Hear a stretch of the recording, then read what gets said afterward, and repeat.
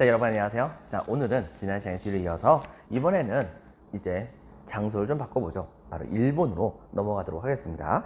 일본에서는 이른바 헤이안 시대까지 당나라와 그 다음에 주변에 있었던 한반도의 영향을 받아가지고서 이른바 중앙집권적인 국가체제를 구성했던 것이 바로 헤이안 시대까지의 상황이었습니다. 그러나 특히 그들이 가장 믿었었던 나라가 바로 당나라였었는데 그 당나라가 망하게 됐어요. 자, 이렇게 되게 되자 이때 당시에 일본은 적잖이 당황을 하게 됩니다. 이렇게 되면서 자신들만의 국가 시스템을 구축해 나가려고 했었죠. 그리고 그러한 상황은 오래 가지 못하게 됩니다. 드디어 시간이 흘러가게 되면서 이른바 헤이안 시대 말기 때쯤에 일어나게 된다고 한다면 당시에 일본의 국왕이라 볼 수 있죠. 일본의 천황은 힘이 굉장히 약화가 됩니다. 그리고 그 사람의 외척과 그 다음에 각 귀족들과 그리고 지방에서는 새롭게 힘을 키워나가고 있었던 그런 호족들이 점차 힘을 키워가지고서 상호 권력을 잡기 위해서 자기네들끼리 싸움을 벌이게 되는 모습이 보여지게 됩니다. 이런 상황을 일컬어서 우리는 헤이안 시대 말기의 혼란이다 라고 보통 얘기를 해요. 특히 문제는 뭐냐면 이렇게 싸움을 많이 벌이다 보니까 이들은 자기네들끼리 싸우는 것 때문에 백성들을 돌보는 것에 대해서 관심을 가질 수가 없었어요. 그리고 지방에 있었던 군대마저도 자기 편을 꺼들려고 그렇게 노력을 많이 하는 그런 측면도 있었었죠. 근데 문제는 뭐냐면 그렇게 하다 보니까 예를 들면은 그 지방에 도적들이 그렇게 많아지게 됐었는데 그런 도적들을 체포할 군대가 없는 겁니다. 그리고 그들이 심지어는 바로 귀족의 장원, 토지 같은 것을 이제 약탈하러 온다고 하더라도 이때 당시에 중앙정부에서 그걸 막아낼 수 있는 군대조차도 없었던 거예요. 이렇게 되다 보니까 딴 건 몰라도 이 귀족들과 지방에 있던 호족들도 바로 자신의 재산을 지켜야지 자기의 지위를 지킬 거 아닙니까? 때문에 그런 식의 도적대들로서부터 자신의 바로 토지를 지키기 위해서 각 지역에서 좀 힘께나 쓴다고 생각됐던 사람들을 돈을 주고서 이때 당시에 무사로서 고용하는 모습을 보여주게 됩니다. 근데 이제 문제는 뭐냐면 이들이 무사로 고용이 된 이후에 여러분 한번 생각해 보세요. 무사가 한 명 한 명 고용되는 것보다는 아예 무사단을 꾸려가지고서 단체로 고용되는 것이 훨씬 더 몸값이 높아진 것이 아니겠습니까? 자, 이렇게 되기 때문에 이 무사들은 시간이 흘러가면 흘러갈수록 자기네들끼리 뭉치게 됩니다. 그리고 뭉치다 보니까 자기네들끼리 실력 싸움을 벌이게 됐던 것이죠. 그러다가 최종적으로는 전국적으로 이때 당시에 자신네들을 고용했었던 천황 가문이나 아니면 귀족 가문이나 호족 가문보다도 이 무사 가문들이 좀 더 힘이 세져 가지고서 자기네들끼리의 그런 패권 다툼을 벌이다가 최종적으로는 여기에서 바로 누군가 한 명이 승리를 하게 됩니다. 바로 그 사람이 바로 누구냐면 미나모토노 요리토모라고 하는 사람이에요. 이때 당시에 이 미나모토 요리토모는 전국의 무사들 중에서 가장 강력한 사람으로 추앙을 받게 됩니다. 당연히 그런 사람이다 보니까 바로 일본의 국왕이라 볼 수 있었던 천황도 이 미나모토 요리토모라고 하는 사람을 이제 무시할 수가 없었던 것이죠. 때문에 미나모토 요리토모는 당시에 바로 천황을 만나가지고서 일본 천황에게서부터 이른바 쇼군이라고 하는 자리를 받게 됩니다. 이 쇼군이라고 하는 자리는 사실 우리말로 하면은 장군이라고 하는 뜻이에요. 이 시대 때에 일본이 있다고 한다면 그 일본의 동쪽 지역에 바로 아직까지 일본 정부에게 복속하지 않았었던 그런 작은 국가들이 되게 많이 있었거든요. 이들을 일컬어서 이제 이때 당시 일본은 동이족이다 라고 보통 얘기를 하기도 했었는데 바로 그 사람들을 제압하기 위한 군대의 총사령관을 일컬어서 동이대장군이라고 불렀었어요. 바로 이때 당시에 그 동이대장군의 줄임말이 바로 장군을 말하는 것이고 그것을 일본 발음으로는 쇼군이라고 합니다. 무관 중에서 가장 높은 자리가 바로 그 자리였었는데요. 당시에 일본의 천황은 바로 이 미나모토 요리토모라고 하는 사람을 바로 쇼군의 자리에 임명을 하게 됩니다. 그리고서는 원래 무관은 싸우는 사람이잖아요. 하지만은 이 미나모토 요리토모는 이 일본 내부에 있는 어떤 사람보다도 가장 권력이 셌던 사람이에요. 이렇게 되다 보니까 사실상 국가의 모든 통치 방법을 통치 체제를 이때 당시에 이 쇼군이 미나모토 요리토모가 전부 다 장악을 하게 됩니다. 그리고 그 사람의 후계자들이 대대로 그 자리를 세습하면서 일본 전역을 통치하는 시대가 되게 되었던 것이죠. 즉 일본의 국왕은 없어지진 않았는데 그런데 사실상 일본의 국왕은 허수아비로 전락을 하게 되고 바로 일본의 국왕 대신에 무사가 전국을 장악해서 통치해 나가는 그런 형태의 국가 시스템이 구축이 되게 됐던 것입니다. 이른바 이런 형태의 시대를 일컬어서 우리는 이제 무인시대 혹은 이제 막부시대다라고 얘기합니다. 막부, 즉 장군의 장막에서 전략을 이제 서로 논의하는 그런 장소를 일컬어서 우리는 보통 이제 막부라고 얘기하는데 그 막부가 이제 공식적으로 장군의 전략을 협의하는 천막에서 바로 국가의 통치를 서로 논의하는 바로 장소로서 이 명칭의 의미가 바뀌게 되었다 볼 수 있는 것이겠죠. 자, 그래서 이때 당시에 이 미나모토 요이토모는 쇼군으로서 전국을 통치하게 되면서 천황은 사실상 의리의 하늘에 대해서만 이제 제사를 지내는 그런 존재로서 권력이 많이 떨어지게 됩니다. 그리고 일본 내부에선 독특한 그런 형태의 봉건제가 만들어지게 돼요. 약간 좀 서양에 있었던 건 봉건제와 거의 비슷합니다. 내용은 같아요. 즉 쇼군 혼자서 전국을 통치할 수는 없었잖아요. 그리고 이 쇼군도 사실 알고 보면은 무사들의 가장 많은 지지를 받았던 사람이 바로 이 쇼군이 됐던 것이기 때문에 쇼군은 자신을 지지해 줬었던 이런 무사들에 대해서 그에 대한 대가 같은 것을 줄 필요가 있겠죠. 그리고 뒤집어 얘기한다고 한다면 당시에 전국을 장악한 쇼군에게 잘 보여줘야지 각 지방에 있었던 무사들은 자신의 지위를 계속해서 유지할 수가 있었기 때문에 당시 상황은 이런 식이었습니다. 자, 쇼군은 바로 자기를 따르는 무사, 이때 당시 그 무사들을 보통 우리는 사무라이라고 얘기를 하죠. 이건 이런 겁니다. 이 무사들에게 바로 토지를 줍니다. 그리고 또 한 가지 관직도 같이 주는 모습을 보여줘요. 그게 무슨 말이냐면 사실 이 막부라고 하는 조직 자체는 법령에 제대로 나와 있는 조직이 아닙니다. 자, 그렇기 때문에 이 가마쿠라 막부의 쇼군은 자기의 부하들에게 토지를 줄 때는 그 지역을 다스리는 관직을 줘가지고서 그래서 그 사람을 바로 그 지역을 통치하는 사람으로 아예 인정을 해버리는 모습을 보여주게 된 거예요. 예를 들면 이런 식인 겁니다. 즉 우리나라에 깡패 집단이 하나 등장하게 되는데 이 깡패 집단의 최고 우두머리가 우리나라 대통령이 된 거예요. 자, 그렇게 하고 나서 전국을 공포적으로 통치해 나가려고 하는데 문제는 뭐냐? 나의 가장 오른팔인 나의 부하가 있을 거 아니에요. 이 부하를 성남을 다스리려고 하고 싶은데 법으로는 그 지역을 다스리는 그런 사람을 임명할 수 있는 상황이 안 되거든요. 때문에 어떻게 했냐면 성남시장의 자리를 그냥 줘버린 겁니다. 자, 이렇게 하게 됨으로써 그 지역을 통치해 나갔고 한번 성남시장이 됐던 그 사람의 경우에는 자기에게 바로 이제 그 토지를 줬었던 바로 대통령이 된 깡패 우두머리에게 충성을 바쳐야겠죠. 그렇게 되면서 만약에 다른 지역에서 또 다른 깡패가 들고 일어났다라고 한다면 어떻게 하겠습니까? 당연히 달려가가지고서 우리 대통령님을 위해서 저 딴 지역에서 일어난 깡패들을 박살내버려야지 뭐 이런 식의 생각을 하게 되는 거예요. 이런 식으로 이때 당시에 이 쇼군은 지방에 있는 토지를 바로 그 지역을 다스리는 관직과 같이 바로 그 자기의 부하에 해당되는 무사에게 줍니다. 그리고 그 무사는 그 토지를 대대손손 자기 자식들에게 물려줄 수 있는 대대손손 자기 자식들에게 물려줄 수 있는 권리가 있습니다. 하지만 반대로 만약에 쇼군이 원했을 경우에는 무사는 바로 이 쇼군을 위해서 군대를 대신 가거나 아니면 각종 여러 가지 노력봉사 같은 것을 하는 모습을 보여주기도 했던 것입니다. 자, 이런 형태의 식의 바로 일본 특유의 봉건제니까 이것은 어떻게 본다고 한다면은 바로 서양의 봉건제하고도 거의 좀 비슷한 그런 형태에 있다고 볼 수 있겠죠. 자, 바로 이런 상황으로 계속해서 국가를 다스려 나가는 모습을 보여주게 됐었는데요. 이렇게 잘 나가고 있었던 이때 당시에 이 가마쿠라 막부. 그런데 여러분도 알다시피 갑작스럽게 몽골족이 이 일본을 침략을 하게 됩니다. 여러분도 알다시피 바로 몽골족의 쿠빌라이 칸이 고려의 항복을 받은 다음에 그 다음에 고려와 같이 연합을 해가지고서 바로 이 일본을 침공하게 되었던 것이죠. 처음에 항복하라는 그런 사절을 보냈을 때 일본은 그 사람을 무시하고 두 번째 사절 보냈을 때는 그 사람이 목을 잘라버렸거든요. 이렇게 되다 보니까 이때 당시에 쿠빌라이 칸은 군대를 동원해서 일본을 공격하게 되는데 여러분들 잘 알다시피 이 두 번에 걸친 대대적인 공격은 사실상 갑작스럽게 태풍을 만나가지고서 전부 다 물속에 가라앉는 바람에 실패를 하게 됩니다. 그리고서 일본 사람들은 바로 그때 당시에 여몽연합군이 침공했을 때 불었었던 이 바람을 뭐라고 불렀었죠? 여러분들 바로 신풍이라고 부른다고 이야기를 했었죠. 자, 그런데 이제 문제가 뭐가 생겼냐면 그런 상황에서 그만 이 일본이 여몽연합군을 막아내기 위해서 열심히 군비를 확장하는 정책을 펼쳤을 거 아니에요. 그런데 이때 당시에 그 재정적인 부담이 너무 심각했던 것입니다. 정확히 얘기한다고 한다면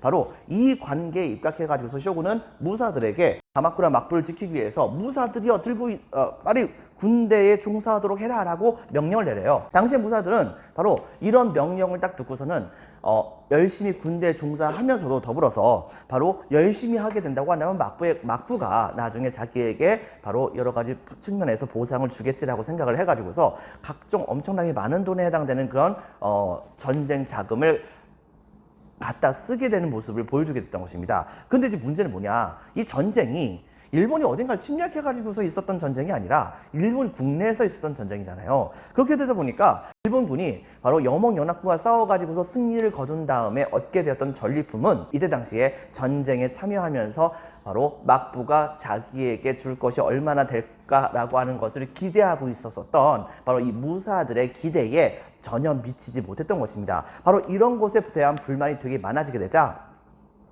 이 가마쿠라 막부는 이것을 제대로 통제하지 못하게 돼요. 자, 그런 상황에서 이때 당시에 잠깐 동안 일본의 천황이 반짝합니다. 즉 이렇게 불만이 많았었던 바로 무사들을 몰래 모았다가 갑작스럽게 군대를 일으켜가지고서 가마쿠라 막부를 무너뜨립니다. 그리고서 그 일본의 천황이 일본 전역을 한 3년 동안 통치하는 모습을 보여주기도 했었습니다. 하지만 문제는 뭐냐, 이때 당시에 바로 일본의 천황을 따르면은 그거에 대한 대가로서 많은 그런 토지 같은 것을 줄 것이라고 생각했던 일본의 무사들, 근데 개뿔 이놈의 천황이 아무것도 안 주네. 그러다 보니까 이거에 대한 반발이 되게 심해지고 있는 과정 중에서 반발심을 내세웠던 가장 우두머리에 해당됐던 사람이 바로 아시카가 다카우지라고 하는 사람이었습니다. 이때 당시에 이 아시카가 다카우지라고 한 사람이 바로 다시 한번 쿠데타를 일으켜가지고서 교토에 있었던 천황을 내쫓아버리고 이때 당시에 자신이 교토에다가 막부를 새롭게 만들게 되죠. 즉 가마쿠라 막부는 몽골 침입 방어 과정에서 재정적인 부담으로 몰락했었었는데, 근데 일본 천황이 잠깐 반짝했지만 그마저도 밀어내고 아시카가 다카우지라고 한 사람이 교토에다가 무로마치 막부라고 하는 막부를 이 당시에 새롭게 만든다는 것을 여러분들이 기억을 해주기 바랍니다. 그리고 여러분 프린트라든가 교과서에 나오지 않았지만은 이때 당시에 명실상부 천황은 거의 허수아비로 만들어버려요.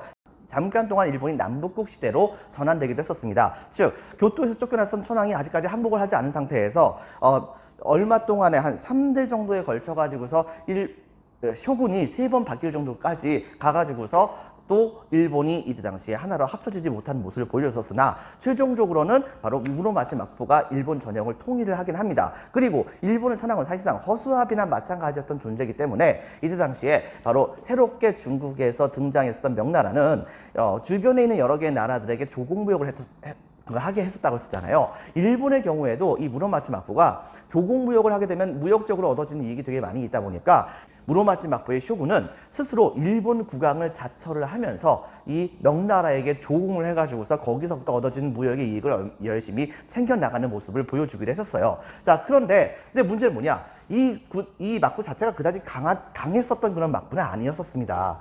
나중에 가서 어떤 게 벌어졌었냐면 무로마치 막부의 쇼군이 바로 자식을 낳지 못하게 됩니다. 그렇게 해가지고서 어쩔 수 없이 바로 다음 때의 쇼군의 자리를 자기 동생을 시키려고 했었는데, 문제는 뭐냐, 이때 당시에 갑작스럽게 거의 자기의 동생에게 쇼군의 자리를 물려주기로 약속을 했는데 이때 당시에 늙음하게 갑자기 늦둥이를 낳게 된 거예요. 근데 그 늦둥이가 또 아들이네요. 이것 때문에 바로 다음 때의 쇼군은 누가 되어야 될 것인가를 가지고서 바로 현재 쇼군의 동생과 그 다음에 그 현재 쇼군의 아들을 지지하는 그런 무사들끼리 거의 10년에 걸쳐 가지고서 끝없이 싸움을 벌이는 이른바 온인의 난이라고 하는 사건이 터지게 돼요. 이 온인의 난은 이때 당시에 교토까지도 함락당하면서 이 무로마치 막부의 쇼군이 중단하라고 얘기했음에도 불구하고 누구도 그 말을 듣지 않아 가지고서 쇼군의 권위가 땅에 떨어지게 되는 결과가 있게 되었던 것입니다. 결과적인 결론이 나가지고서 이 무사들은 전부 다 지방으로 내려가긴 했는데요. 문제는 뭐냐면 그 사건이 있은 다음부터는 이때 당시에 바로 쇼군 별거 아니네라고 생각했었던 지방의 세력이 있었던 무사들이 서로가 바로 점차 힘을 키워가지고서 중앙정부의 말을 듣지 않고서 자기의 실력으로 자기 주변에 있었던 여러 개의 약했었던 세력들을 하나하나 병합해 나가면서 자기가 스스로 천하의 주인이 되고자 하는 그런 마음을 갖게 되는 야망의 시대이자 일본 역사상의 최악의 시대였었던 바로 전국시대라는 시대로 떠오르게 됩니다. 이 전국시대는 우리나라로 따져본다고 한다면 바로 조선시대로서 조선시대 때의 최고의 전성기를 구가했었던 시대라고 생각을 하면 될 거예요. 바로 이런 시대를 볼 수 있었는데 일본은 반대로 최악의 시대였던 것이죠. 이 당시 거의 100년 동안 서로 전쟁을 벌여요. 그리고서 이때 당시에 사람의 목숨을 굉장히 경시하는 풍조가 있게 됐었는데요. 어느 정도였었냐면 어떤 한 사무라이가 이번에 새롭게 아주 좋은 칼을 하나 얻었어요. 근데 문제는 뭐냐면 하필이면 전쟁이 벌어지지 않았네요. 그래가지고서 이 칼이 진짜 잘 듣는지 아닌지 잘 몰랐다가 그러다가 어느 날 갑자기 길가를 가다 보니까 저쪽에 웬 농가가 하나 보이는 겁니다. 그래가지고 이때 당시에 이 사무라이는 그 칼을 빼들고서 농가로 들어갔다가 나옵니다. 여러분들, 그리고서 사무라이는 이렇게 말을 하죠. 아, 참 칼 잘 듣네. 무슨 말이겠습니까? 바로 이 사무라이는 자신이 칼이 잘 듣는지 안 듣는지를 알기 위해서 농가에 들어가서 농가에 살고 있던 사람들을 싹 다 죽여버린 겁니다.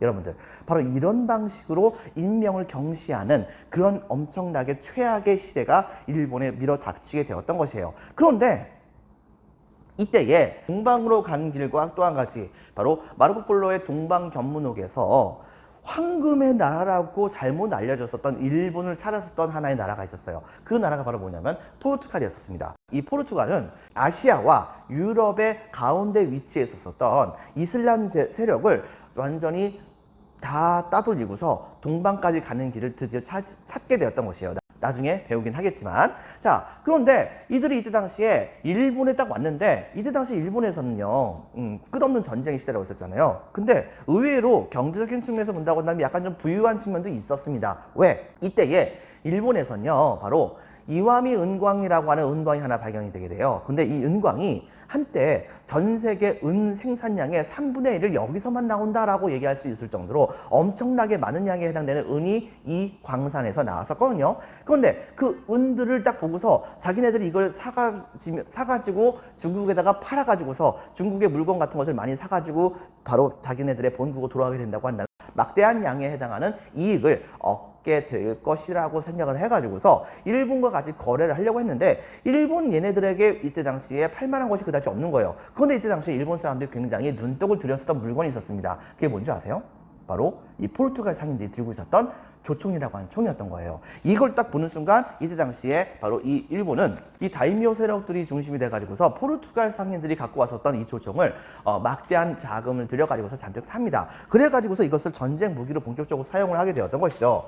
자, 이렇게 되게 되자 이때 당시에 일본 전역의 전쟁터에서 조총을 가지고서 싸움을 벌이는 사람들이 점점 많아지게 됩니다. 그리고 또 한 가지, 거기에 더불어서 동방 지역에서 새로운 신자를 얻기를 희망했었던 로마 교황청 쪽에서 파견했던 많은 선교사들이 일본으로 많이 들어오게 된 거예요. 그들이 바로 일본 내부에다가 바로 이 그리스도교를 전파하게 되었던 것이죠. 그리고 여기서 제일 중요한 것 중에 하나는 맨 마지막 때쯤에 이 조총을 사실상 전쟁에 사용하기 시작했었던 일본의 전국시대 최고의 영웅 중에 하나였던 사람이 있었습니다. 그 사람의 이름은 바로 누구냐면 오다 노부가나라고 하는 사람이에요. 교과서에 나오지 않아요. 근데 이 사람이 이때 당시에 이 조총을 가지고서 적극적으로 잘 활용을 해가지고서 일본 전역을 거의 통일한 거나 마찬가지가 됐거든요. 그런데 이제 문제는 뭐냐? 바로 자기가 가장 믿었던 사람에게 그만 배신당해가지고서 이 쿠데타로 인해가지고서 이제 죽임을 당하게 되는 사태가 벌어지게 된 거예요. 그렇게 되자 원래는 이 오다 노부가나의 신발을 들어주는 사람에 불과했던 사람이었습니다. 그런데 이 사람이 전략적인 부분에서 너무나도 뛰어난 말들을 되게 많이 얘기하게 되자 이것을 많이 신용했었던 이 오다 노부가나가 이 사람을 오다 노부가나 진영의 2인자의 자리까지 올려주게 됐었는데요. 그 사람이 이름이 바로 누구냐면 바로 도요토미 히데요시라고 하는 사람이었습니다. 이 사람이 이때 당시에 이 오다 노부가나의 유지를 이어서 오다 노부가나의 모든 그런 세력을 다 흡수해 가지고서 바로 최종적으로 일본 전역을 다 통일을 하게 됩니다. 그래 가지고서 일본 전국시대 역사의 두 번째 영웅이라고 불렸었던 사람이 바로 이 도요토미 히데요시라고 하는 사람이었어요. 하지만 문제는 뭐냐? 우리나라 입장에서 본다고 한다면 철천지 원수와 같은 사람입니다. 왜? 이 사람이 바로 우리가 알고 있는 임진왜란을 일으켰거든요. 하지만은 글쎄요, 도요토미 히데요시가 꿈꿨던 것은 일본의 최고 권력자가 아니라 이미 조선은 자기네들에게 조공을 바치는 그런 나라라고 착각을 했었습니다. 이 도요토미 히데요시는요. 더불어서 바로 이 도요토미 히데요시는 명나라와 심지어는 인도까지도 정복하겠다고 하는 그런 야망이 있던 사람이었습니다. 자, 그렇기 때문에 대규모의 군대를 동원해 가지고서 조선을 침공하게 됐는데 문제는 뭐냐면 여러분들 알다시피 7년 동안 조선 내부에서 전쟁이 벌어지게 되었고 이 전쟁에서 최종적으로 바로 일본이 패배를 하게 됐잖아요. 자, 그런데 이 일본이 패배를 하게 되는 과정 중에서 바로 도요토미 히데요시가 먼저 죽게 돼요. 이 사람은 죽을 때까지 계속해서 출정하라 명령을 내렸으나 결과적으로는 계속해서 진격을 하지 못한 상태에서 도요토미 히데요시는 바로 자신의 꿈을 접게 되죠. 그리고서 자기의 어린 아들에게 자기의 자리를 물려줬지만 문제는 뭐냐, 이 시대 때에 바로 일본의 제2인자는 오다 노부가나 초기 시절서부터 바로 이 오다 노부가나 진영의 2인자였었던 바로 도쿠가와 이에야스라고 하는 사람이 바로 이 세키가하라 전투라고 하는 전투에서 도요토미 히데요시의 아들을 따르는 세력들을 전부 다 물리치고서 일본 전역을 장악을 하게 됩니다. 자, 그것이 바로 이때 당시에 에도막부라고 불리는 곳이에요. 자, 여러분들 그럼 이 에도막부에 대해서 이제 한번 살펴보도록 하겠습니다. 에도막부는 여러분들 알다시피 도쿠가와 이에야스라고 하는 사람이 이제 에도라고 하는 곳에다가 막부를 수립하게 됩니다. 이 에도가 바로 지금 현재 도쿄입니다, 여러분들. 자, 그런데 이때 당시에 이 도쿠가와 이에야스는 곰곰이 생각을 했어요. 뭐가 있었냐면 이때 당시에 이 전국시대 때는 낮은 무사가 자기보다 상위에 있었던 무사를 제거하고서 자기가 그 자리를 차지하는 하극상의 폐단이 너무 심했었거든요. 자, 이런 상황이 계속해서 벌어지다 보니까 국가가 제대로 안정되기 위해서는 바로 자신의 신분에 만족할 줄 알도록 모든 사람들을 바로 설득을 시키고 그 다음에 강제를 해야 되는 그런 생각이 있었던 것입니다. 자, 그리고 또 한 가지 거대한 영지를 갖고 있었던 다이묘 세력들을 이 막부가 적절히 견제를 해 나갔어야 되는 것이 중요했었거든요.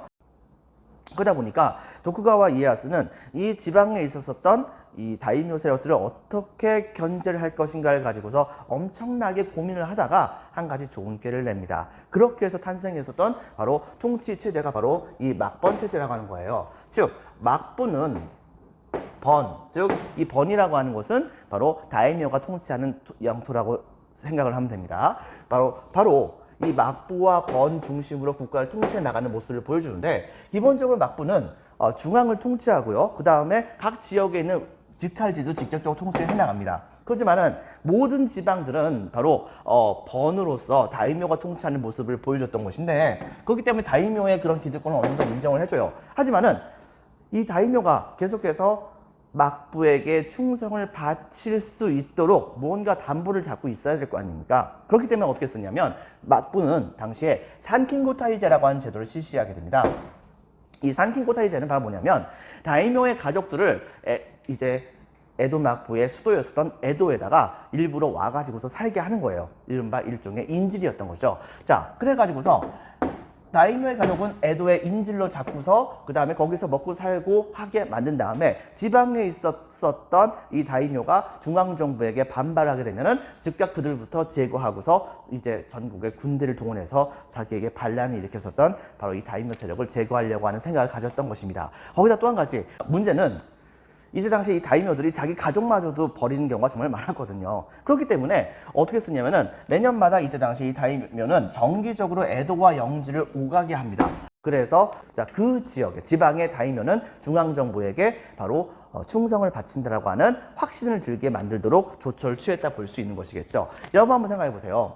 지방에 있었던 다이묘는 수도와 가까운 곳에 있었던 다이묘라고 한다면야 왔다 갔다 하는 것이 그다지 어려운 것은 아니겠지만 엄청나게 먼 곳에 있었던 다이묘의 경우에는 바로 수도까지 가는데 몇 달이 걸렸단 말입니다, 여러분들. 자, 이렇기 때문에 이때 당시에 다이묘들은 자기의 영지를 왔다 갔다 하는 과정 중에서 들어가는 비용이 너무 많았던 거예요. 들어가는 비용이 너무 많다 보니까 자연스럽게 바로 거기에다가 돈을 쓸 수밖에 없었었는데, 거기다 또 한 가지, 명색이 다이묘잖아요.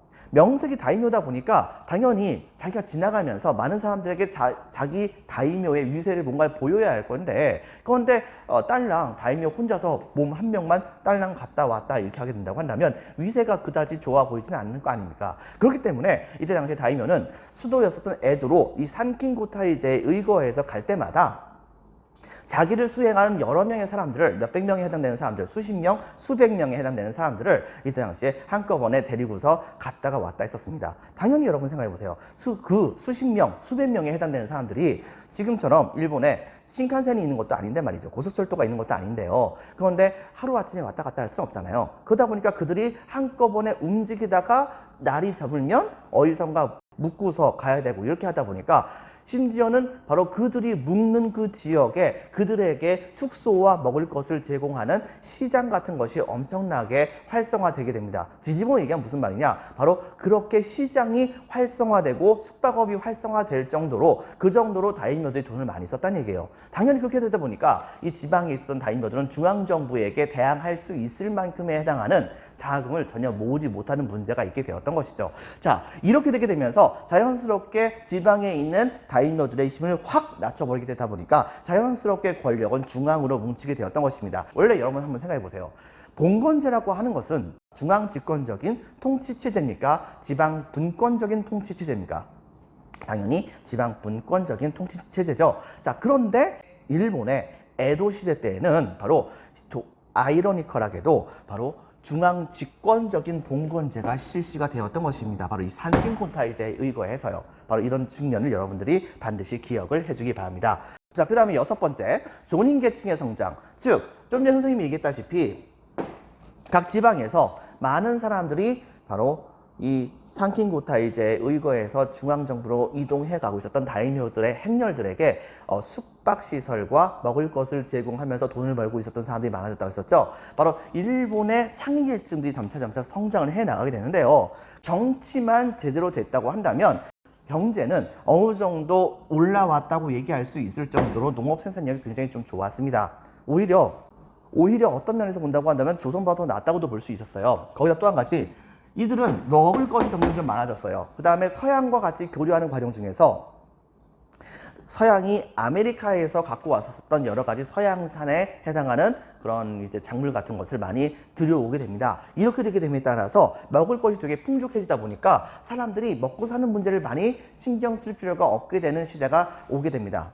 여러분들, 이렇게 됐다고 했을 때 농민들은 먹고 사는 문제를 해결하기 위해서 곡식을 재배를 하겠습니까? 아니면 사람들이 좋아하는 상품 작물 같은 것을 많이 재배하려고 하겠습니까? 예를 들면은 담배라든가 그 다음에 목화라든가 비단 같은 것들 이런 걸 재배하려고 할까요? 아니면은 쌀 같은 것을 재배하려고 할까요? 당연히 상품 작물을 재배하려고 하죠. 자, 상품 작물을 재배하게 돼서 바로 상품 작물이 생산돼요. 그렇다고 한다면 그것을 백성들에게 그냥 판매하면 그 사람들이 그것을 만들어서 입기는 좀 어렵잖아요. 그러니까 어떻게 했냐면, 예를 들면 목화를 재배했다고 한다면 목화 송이를 전부 다 따요. 이것을 딴 다음에 그 다음에 이것을 바로 수공업을 하는 사람들에게 갖다 주면 이 사람들이 이걸 가지고서 이제 옷감을 만드는 바로 이런 형태의 수공업이 일본 내부에서 발달하게 됩니다. 그리고서 이걸 가지고서 장사를 하다 보니까 시간이 흘러갈수록 돈이 많이 필요하게 됩니다. 그리고 여러 가지 공구라든가 이런 것들, 그 다음에 무기라든가 이런 것들 만들려고 했을 때는 자연스럽게 바로 금속 같은 거라든가 그 다음에 뭐 유황이라든가 뭐 이런 것들이 되게 많이 필요하겠죠. 광물이 많이 필요하단 말입니다. 자연스럽게 이때 당시에 광업이 발달하는 모습을 보여주게 됩니다. 이렇게 되면서 이런 것을 서로 사고 파는 과정 중에서 자연스럽게 시장이 형성되고 그 다음에 이 시장에서 사고 팔았던 물건들을 직접 물건 대 물건으로 교환하는 것보다는 바로 중간에 돈으로서 이제 교환을 하는 것이 훨씬 더 낫잖아요. 그러다 보니까 자연스럽게 화폐가 전국적으로 유통이 되게 됐던 것이죠. 자연스럽게 이런 화폐를 관리하고 담당하고 이걸 가지고 장사하는 계층이라 볼 수 있었던 사무라이보다는 밑에 있었던 계층, 즉 바로 이때 당시에 일본의 상인 계층이, 즉 이때 당시 상인 계층일 것을 우리는 조닌 계층이라고 합니다. 이 조닌 계층이 점차 성장을 해나가는 모습을 보여주게 됩니다. 문제는 뭐냐면 에도 막부는 강력한 신분 제도를 실시하게 됩니다. 한 번 사무라이면 그 사람의 집안이 망해도 사무라이고요.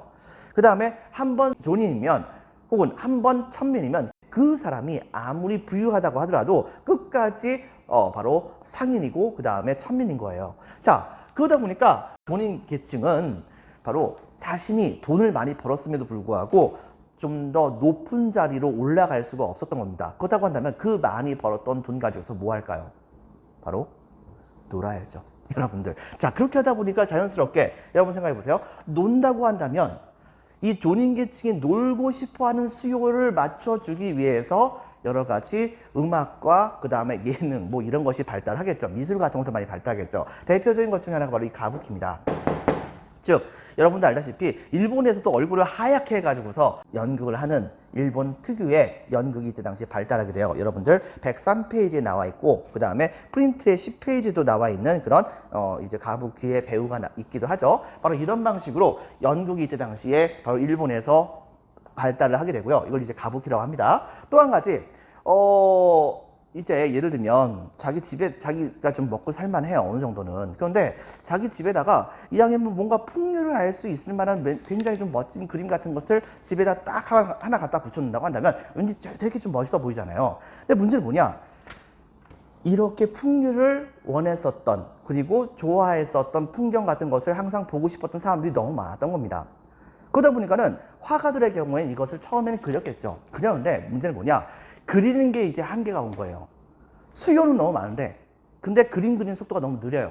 그러다 보니까 나중에 어떤 일이 벌어졌느냐? 이들은 이때 당시에 아예 바로 특정 그림을 목판화로 이때 당시에 만들어가지고 이걸 찍어가지고서 이때 당시에 바로 판매하는 모습을 보여주게 됩니다. 즉 이른바 우키요에라고 하는 그런 일본의 독특한 그런 형태의 바로 풍속화가 이때 당시에 되게 많이 발달해 나가는 모습을 보여주게 됩니다. 그런데 이때 당시에 이 우키요에에서 묘사했던 그런 존재들은요, 여러분 프린트 10페이지에 나와 있는 이제 그 대표적인 우키요에 작품 중에 하나가 거기 있기도 한데 사실은 이것도 있긴 있지만은 이때 당시에 일본의 대표적인 바로 기생이라든가 그 다음에 영국 배우 뭐 이런 사람들의 초상화 있죠. 이런 거 같은 것을 그림으로 그려놓은 그런 형태의 우키요에가 그렇게 많았다고 합니다. 그리고 이것이 너무나도 이제 많이 만들어지다 보니까 실제로 이랬었어요. 명나라 같은 경우에는 바로 외국과 교역하는 것을 몇 군데 항구를 제외하고 나서는 거의 교역을 하지 않아요. 북로남해 때문에 특히. 자, 그렇게 되다 보니까 동방의 도자기에 대한 수요가 넘쳐 흘렀었던 서방 사람들은 명나라의 도자기를 많이 사갈 수 없으니까 이것 때문에 되게 안타까워 했었었는데 이때 당시에 일본이 우리나라에서 임진왜란 때에 도공들을 되게 많이 납치한 다음에 일본 내부에서 바로 이 도자기 기술을 엄청나게 많이 발달시켜요. 그래가지고서 자기네들 방식의 화려한 형태의 도자기를 많이 생산하거든요. 근데 이것을 이때 당시 유럽 사람들이 보게 된 겁니다. 그러자 이때 당시에 유럽 사람들은 꽝대신닭이라고 중국 도자기 대신에 일본의 도자기를 그렇게 많이 사갑니다. 근데 이렇게 됐다 보니까 굉장히 많은 도자기들이 유럽으로 판매가 되게 됐는데 근데 이 도자기가 그 거친 바다를 지나가면서 깨지거나 할 수도 있잖아요. 때문에 일본은 바로 이 도자기들을 나름대로 포장하기 위해서 이런 우키요의 풍속화 뭐 이런 것들 있죠. 근데 그것이 되게 가격이 싼 경우가 정말 많았단 말입니다. 그렇기 때문에 바로 그런 것들을 아예 그냥 마치 우리로 따져본다고 한다면 신문지 같은 것을 잔뜩 이제 도자기 포장지 같은 걸 사용하는 것처럼 굉장히 많은 양에 해당하는 우키요의 작품들을 도자기를 싸는 포장지로서 사용하는 경우가 되게 많았어요. 근데 거기 그려져 있던 그림들이 되게 예쁘다 보니까 서양에 유명했던 화가들이 나중에 이것을 또 이제 따라서 그리는 모습도 있기도 했었다는 정도로 일본이 나름대로 전 세계에다가 를 날린 경우도 있었습니다. 자, 어쨌든 간에 이렇게 해가지고서 우키요에가 이때 당시 일본에서 발달하게 됐다는 것을 여러분 같이 기억을 해주기 바랍니다. 자, 그 다음에 또 한 가지 에도 막부의 대외교류에 대해서 살펴보도록 할게요. 이때 당시에 에도 막부는 초창기에는 크리스교에 대해서 그다지 반감이 없었어요. 특히 이때 당시에 우리나라를 침공했었던 이 도요토미 히데요시의 선봉장 고니시 유키나가와 같은 그런 사람은 대표적인 천주교 신자 중에 한 명이었었거든요. 자, 그렇긴 한데 문제는 뭐냐? 크리스트교의 교리에 바로 모든 사람들은 누구 앞에 평등할까요?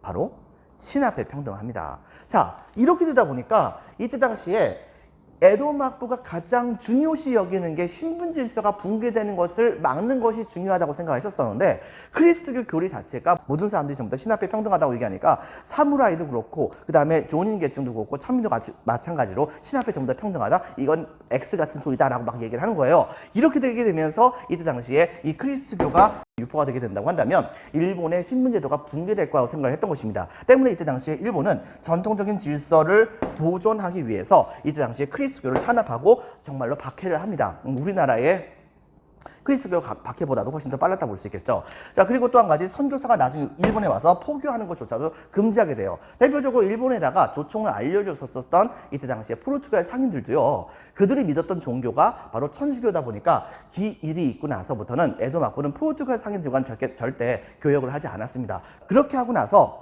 이른바 대외적으로는 쇄국 정책이라고 하는 정책을 펼치게 됩니다. 즉 국가를 완전히 꽁꽁 틀어막았던 것이죠. 자, 그렇게 하고서 특히 그리스도교 전파와 같은 그런 새로운 사상이 전파되는 것을 극도로 경계했었고요. 그 다음에 외국과 그 다음에 지방에 있는 다임요들이 사사로이 교육하는 것을 또 이제 막으려고 하는 모습도 되게 많이 있었습니다. 자, 그런데 이제 문제는 뭐가 있었느냐? 그럼에도 불구하고 전 세계가 어떻게 돌아가는지 정말 궁금하잖아요. 이렇게 되다 보니까 이 나가사키에 있는 한 항구를 이때 당시에 개항을 하게 됩니다. 좀 더 정확히 얘기하게 된다고 한다면, 여러분들 프린트 11페이지에 나와 있는 것과 마찬가지로 정확히 얘기한다고 한다면 나가사키를 개항한 게 아니에요. 즉 나가사키 항구가 뭐 이런 식으로 있다라고 한다면 이 나가사키 항구 자체는 이때 당시에 개항하지 않고 일본 사람들 동원해 가지고서 나가사키 항구 안에 바로 이러한 형태의 인공섬을 만들어요. 여러분들, 인공섬을 만든 다음에 여기에 서양 사람들이 들어와 가지고서 거주할 수 있을 만큼에 해당하는 바로 데지마라고 하는 인공섬을 새롭게 만들어 가지고서 이곳을 통해 가지고서 서양과 같이 교역을 해 나가는 모습을 보여주게 됩니다. 그리고 여기에는 사실상 중국의 상인들, 청나라의 상인들도 대거 와 가지고서 일본과 직접적으로 교역하는 경우도 많았다고 이야기를 하죠. 그리고 실질적으로 일본이 공식적으로 제대로 된 바로 교역을 실시했었던 나라는 바로 이웃 나라였었던 조선이었습니다. 즉 당시에 이 에도 막부는 명나라를 무너뜨리고 새롭게 등장했었던 청나라에 대해서 그다지 탐탁치 않게 생각을 했었어요. 그렇긴 한데 문제는 뭐냐? 중국의 문물을 수용하는 것은 중요하다고 생각했었고, 그 다음에 또 한 가지, 딴 건 몰라도 주변에 있는 조선과 같은 그런 나라와 같이 교역 정도는 할 수 있어야 되고, 그 다음에 그걸 통해 가지고서 동방에서 어떻게 세계가 돌아가는지 뭐 이런 것을 좀 알아낼 수도 있는 측면이 있지 않겠습니까? 자, 그렇기 때문에 또 한 가지, 이때 당시에 이 에도 막부의 쇼군이 바로 권위를 세워야겠는데, 에도 막부의 쇼군이 새롭게 쇼군의 자리에 올라갈 때 주변에서 아무도 이것을 축하하러 오지 않는다고 한다면 쇼군이 좀 우스운 꼴이 될 수도 있는 거 아니겠어요? 자, 이랬기 때문에 어떻게 썼냐면 에도 막부는 임진왜란 이후에 끊임없이 조선 쪽에다가 러브콜을 보냅니다. 우리와 같이 교역을 합시다. 처음에는 여기에 응하지 않았던 조선, 하지만은 임진왜란 때 끌려갔던 포로들을 조금씩 데려오면서 같이 계속해서 교역합시다라고 얘기했던 일본의 이 에도 막부의 사절을 외면할 수는 없었었죠. 최종적으로는 조선은 일본과 교역을 합니다. 다만 일본의 사신은 바로 조선의 서울이었던 한양까지 직접 오지 못하고 부산에서 계속해서 머물고, 다만 국서만 조선의 관리에게 줘가지고서 조선 쪽에게 얘기할 수 있도록 조치를 취해줬었어요. 하지만은 조선의 경우에는 바로 일본의 에도 막부의 쇼군의 자리에 올라갔다든가 했었을 때는 이걸 축하하기 위한 사절을 실질적으로 파견하게 되는데 한 몇백 년 보냈대요. 근데 그것도 그 사람들이 바로 도쿄로 갔던 것이 아니라 일본 전역을 뺑글뺑글 돌면서 우리가 바로 조선 사절이고 지금 현재 쇼군을 축하하러 오는 것이다 라고 하면서, 그러면서 이제 일본 쇼군의 즉위식에 참여해가지고서 조선과 그 다음에 일본의 교류를 서로 이제 이루어 나가는 모습을 보여줬다고 합니다. 물론 이제 저마다의 속셈이 있었던 것이겠죠. 일본 쪽에서는 조선에서 왔었던 사절을 새롭게 즉위한 쇼군에게 조공을 바치기 위해서 온 것이다, 뭐 이런 식으로 뻥을 쳤던 것이고, 조선의 입장에서는 일본에 와가지고서 또 일본이 우리나라를 침공하지 않을까라고 하는 약간 염탐의 그런 성격과 더불어서 조선에 뛰어났던 성리학을 일본에게 조금 좀 가르쳐준다라고 하는 약간 좀 일본을 무시하는 그런 형태의 감정도 살짝 있었던 것도 사실이긴 합니다. 어쨌든 간에 이런 식으로 해가지고서 서로 교역이 이루어지게 됐다는 것을 여러분들 기억을 해주기 바랍니다. 자, 지금부터 살펴보도록 할게요. 프린트 10페이지. 자, 무사가 지배한 일본. 무사 정권의 수립에서부터 에도 막부의 문화와 대외 교류까지 먼저 보겠습니다. 동그라미 1번. 배경은 헤이안 시대 말, 거기다 밑줄 쳐주세요. 헤이안 시대 말 밑줄.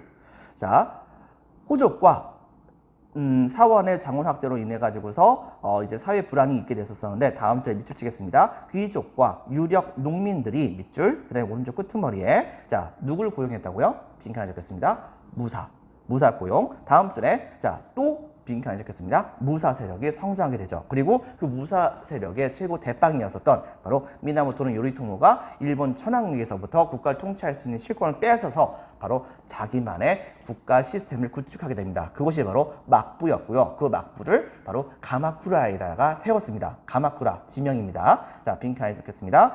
동그라미 2번 별표 1개 반 가마쿠라. 동그라미 1번 미나모토노 요리토모가 바로 실권 장악 밑줄. 동그라미 2번 일본 천황이 그를 빈칸에 적겠습니다.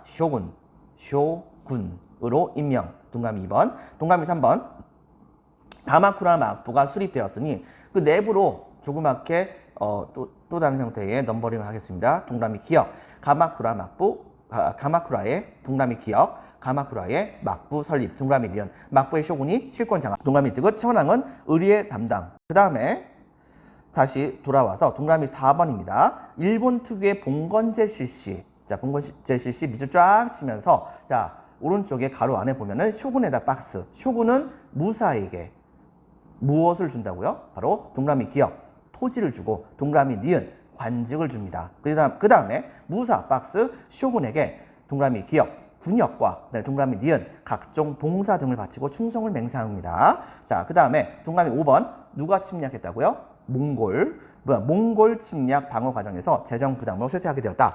그 다음에 별표 하나. 자, 동그라미 3번 무로마치 막부에서는 14세기에 동그라미 1번 아시카가 다가오지 박스. 자, 어디에다가 막부 건설? 바로 교토입니다. 교토에다가 막부를 건설합니다. 명에게 조공했다는 말은 여기 빠졌습니다. 동그라미 2번. 자, 후계자 문제로 전국이 혼란해지게 됩니다. 이 사건을 일궈서 우리는 온인의 난이라고 하죠. 온인의 난. 자, 이후 지방에서는 무사들이 다툼이 점점 전국으로 확대되어 나갔었으니 이런 상황을 일궈서 우리는 뭐라고 보냐면 바로 전국시대라고 얘기를 합니다. 자, 그래서 전국시대에다가 별표 하나 쳐주겠습니다. 자, 동그라미 1번 100년간의 다툼. 동그라미 2번 포르투갈에서부터 뭘 유입시켰다고요? 바로 조총입니다. 동그라미 3번 크리스토교 전파. 동그라미 4번 도요토미 히데요시가 전국을 통일합니다. 동그라미 5번 바로 임진왜란을 일으켰었죠. 하지만 히데요시는 바로 이 꿈을 이루지 못하고 죽게 되고 그리고 망하죠. 누구에게? 도쿠가와 이에야스에게. 도쿠가와 이에야스가 도요토미 히데요시를 제거하고서 세웠었던 막부가 바로 에도 막부였습니다. 자, 동그라미 5번 에도 막부 별표 2개. 에도 막부의 수립 17세기입니다. 성립에서는 빈칸에 적겠습니다. 도쿠가와 이에야스어입니다. 도쿠가와 이에야스가 정권 장악 밑줄. 정치에서는 막번체제 빈칸에 적겠습니다. 막번체제. 동그라미 1번 막부와 번 중심으로 국가통치. 동그라미 2번 막부 박스. 자, 막부는 중앙과 직할지를 통치하고 빈칸에 들어갈 말은 바로 다이묘입니다. 다이묘. 지방에 가장 세력이 셌었던 사무라이를 일컬어서 다이묘라고 하죠. 영주라고도 생각하면 됩니다. 다이묘 박스, 지방 영지, 번을 통치하는 모습을 보여주게 됩니다. 그리고 바로 동그라미 3번 산킨고타이제. 산킨고타이제어입니다. 자, 다이묘의 가족을 빈칸에 적겠습니다.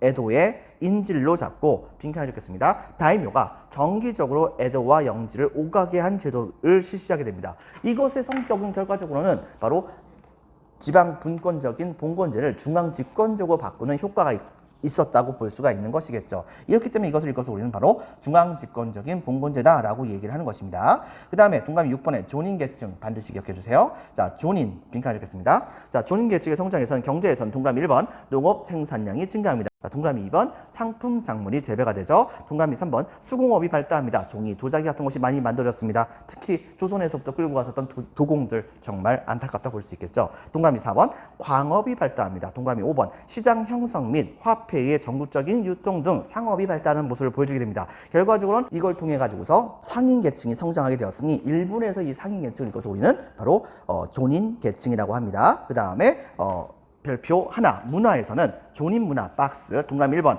가부키, 연극. 그 다음에 동그라미 2번 우키요에어입니다. 바로 풍속화 등이 발달하게 됩니다. 그리고서 프린트 11페이지로 넘기면 동그라미 7번 별표 하나, 에도 막부의 대외교류에서는 빈칸에 적겠습니다. 크리스교를 탄압하죠. 왜? 일본의 신분 질서, 즉 전통과 질서를 해친다는 명분으로 바로 크리스교를 탄압하고 선교사들의 포교를 금지하게 됩니다. 그 다음에 별표 하나, 쇄국 정책에서는 동그라미 1번 크리스교 확산을 막기 위해서 빈칸에 적겠습니다. 쇄국 정책. 이 쇄국 정책을 실시했었고, 동그라미 2번 나가사키 한 곳에만 개항을 해서 이때 당시에 나가사키 항구에다가 만들었었던 인공섬을 뭐라고 한다고 했었죠? 바로 오른쪽에 나와 있죠. 네지마. 빈칸 적겠습니다. 대지마. 그 다음에 옆에 있는 빈칸에도 적을 것은 네덜란드어입니다. 네덜란드 상인과 중국 상인에게만 무역을 허용하는 모습을 보여주게 됩니다. 그리고 조선과는 빈칸을 적겠습니다. 바로 이때 당시 조선이 일본에게 파견했었던 바로 에도 막부의 쇼군이 즉위했을 때 이것을 축하하기 위해서 파견했던 사절들, 이런 사람들일 것을 우리는 뭐라 부른다고요? 바로 통신사. 정식 명칭으로는 조선통신사라고도 얘기하죠. 통신사를 통해 가지고서 조선과 일본은 교역했다고 합니다. 그리고 특히 바로 이 네덜란드에서 바로 서양 학문을 수용하게 되었으니 대표적으로 조선술과 천문학과 의학 등이 발달하게 되죠. 이때 당시에 네덜란드를 한자말로 뭐라고 부르냐면 바로 화란이라고 불렸기 때문에 화란의 학문이다 라고 얘기를 해서 난학이라고 하는 이때 당시에 서양 학문이 일본에서 유행을 하게 됩니다. 그래서 이때 당시에 만들어졌던 서양의 학문, 바로 조선술, 천문학, 의학 등이 일본에 전파가 되는 모습을 보여주게 됐던 것이죠. 자, 별표 1개 반치겠습니다. 난학, 네덜란드에서 서양 학문 수용, 조선술, 천문학, 의학 등이 전파가 됐다는 것을 기억해 주기 바랍니다. 빈칸에 들어갈 말은 네덜란드 적어주세요. 자, 여러분들 수고 많으셨습니다. 오늘은 여기까지 할게요. 감사합니다.